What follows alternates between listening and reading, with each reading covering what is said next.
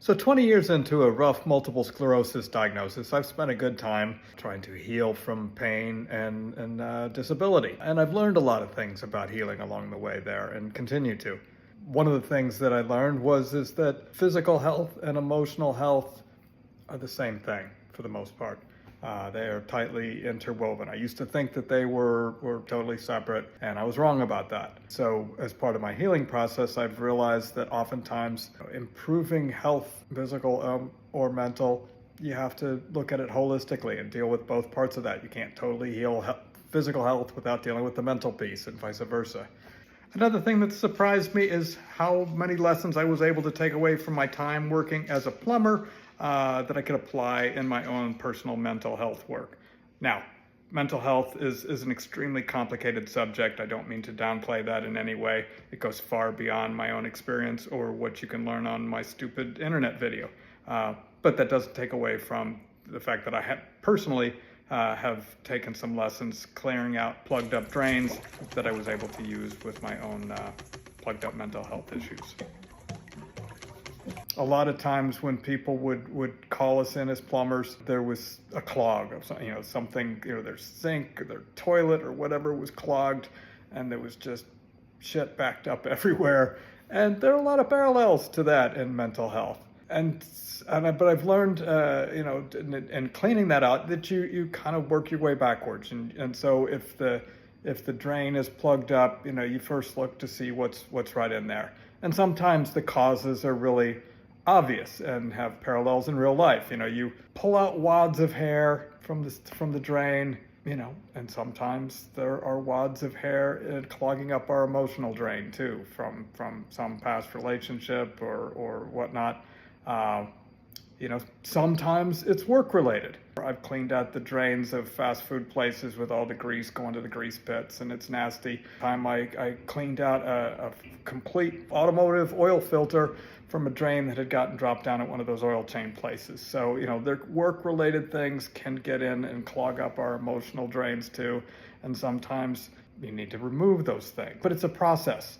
One time I was elbows deep into a customer's plugged up toilet. That's a nasty clog! Ooh, you've got yourself a partner, have you? Stuff everywhere, and I'm digging around in there, and I pulled out a little action figure. The 5-year-old boy that lived in the house was ecstatic. He crammed it down there, but that little action figure was holding back, all the foulness that was in the toilet.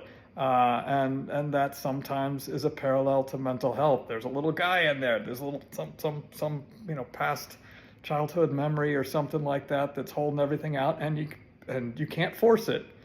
Just trying to break it isn't going to do good. But be patient, removing things out of the way, removing the little action figure that is holding things back, allows things to flow freely again.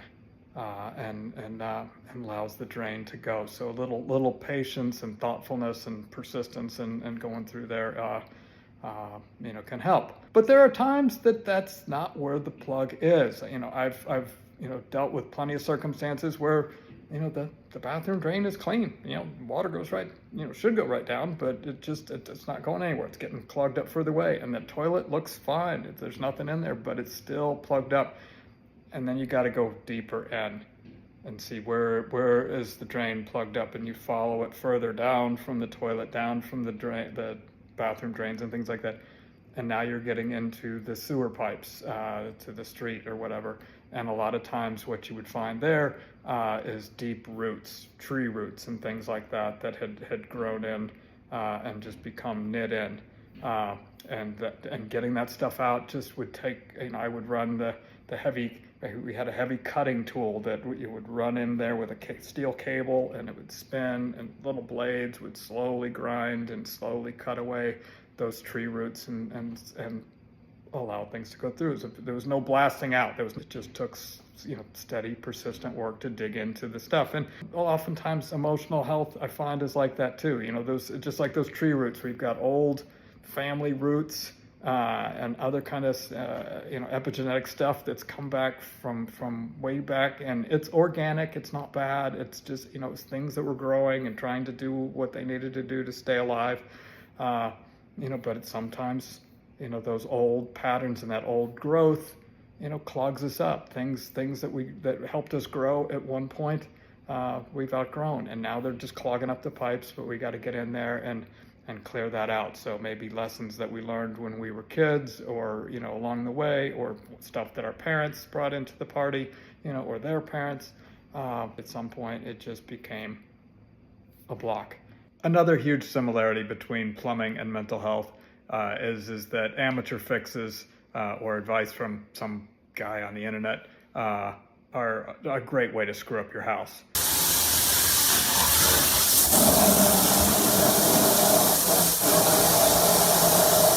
So if you are in trouble, if you do have something backed up that needs work, don't just pour in a fix from a bottle, be it Drano or something else. Call a professional. They can help. This stuff is a lot harder than it looks.